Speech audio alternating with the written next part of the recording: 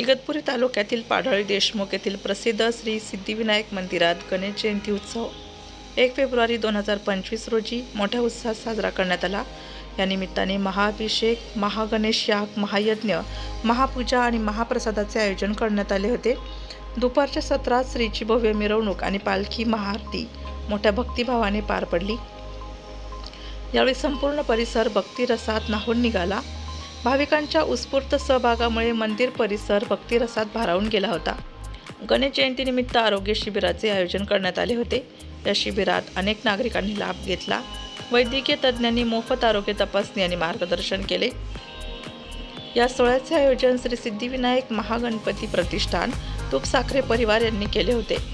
करुणा संजय तुपसाखरे यांनी अधिक माहिती देताना सांगितले की गणेश जयंतीनिमित्त विविध धार्मिक आणि सामाजिक उपक्रमांचे आयोजन करून भाविकांना भक्तीचा आणि सेवेचा अनमोल अनुभव देण्याचा आमचा मानस आहे। गणेश भक्त, ग्रामस्थ आणि भाविकांनी या उत्सवाला मोठ्या संख्येने उपस्थित राहून गणरायाचे दर्शन घेतले। गणपती बाप्पा मोरया या जयघोषात संपूर्ण वातावरण भक्तिमय झाले।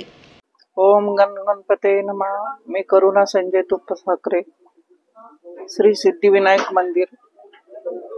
आज 11 वर्ष झाले गणेशाची स्थापना होऊन इथे हे मंदिर बांधल्यापासून इथे भाविकांची अफाट गर्दी असते। हे एक प्रेक्षणीय स्थळ झालेलं आहे आणि हा नवसाला पावणारा गणपती म्हणून त्याची ख्याती झालेली आहे।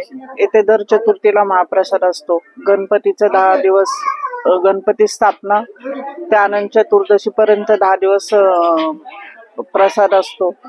इथे भाविक जे काही त्यांच्या मनातील इच्छा बोलतात ते गणपती पूर्ण करतो। हा गणपती नवसाला पावणारा गणपती म्हणून ओळखला जातो। तसेच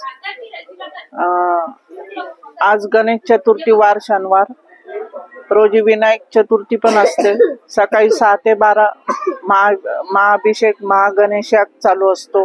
12 नंतर महाप्रसाद असतो। 2 वाजेनंतर गणपतीची पालखी निघते। ती पालखी आम्ही आमच्या गावातून फिरून आणत असतो। असा भव्य दिव्य सोहळा आम्ही मागे गणेश जन्माला साजरा करत असतो। दिवसभर महाप्रसाद चालू असतो। भाविक येथे उत्साहाने प्रचंड गर्दी करतात। त्यांच्या मनातील सर्व इच्छा पूर्ण होत ही श्री सिद्धिविनायक चरणी प्रार्थना। नमस्कार, मी ज्ञानेश्वर रघुनाथ भोर। मी पाडळी जानोरे इथे मळ्यात राहतो। या ठिकाणी सिद्धिविनायक महागणपतीचं मंदिर गेली 10 ते 12 वर्ष झाली। इथे तुपसाखरे परिवाराने म्हणजेच संजयजी अनंतराव तुपसाखरे यांनी ह्या गणपती मंदिराची इथं स्थापना केली आणि तेव्हापासून ह्या परिसराला एक आगळं वेगळं अतिशय असं भव्य दिव्य ह्या भागाला स्वरूप तयार झालं।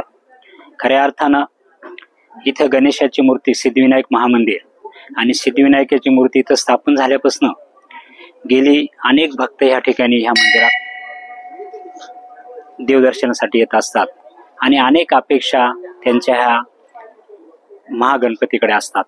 पण खऱ्या अर्थानं हा नवसाला पावणारा महागणपती इथं बरेचसे मुलं, तरुण तरुणी ह्या ठिकाणी येतात।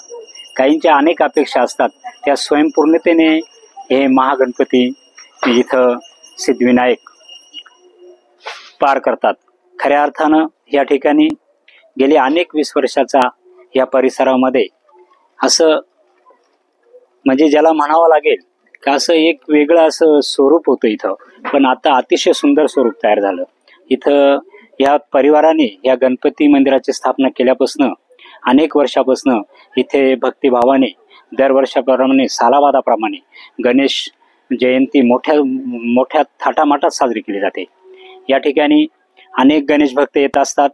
पंचक्रोशीतील सर्व ज्यावेळेस गणपती या इथे बसला जातो त्यावेळेस गेली 10 दिवस या ठिकाणी गणपतीची महापूजा, आरती आणि महाप्रसादाचा कार्यक्रम होतो।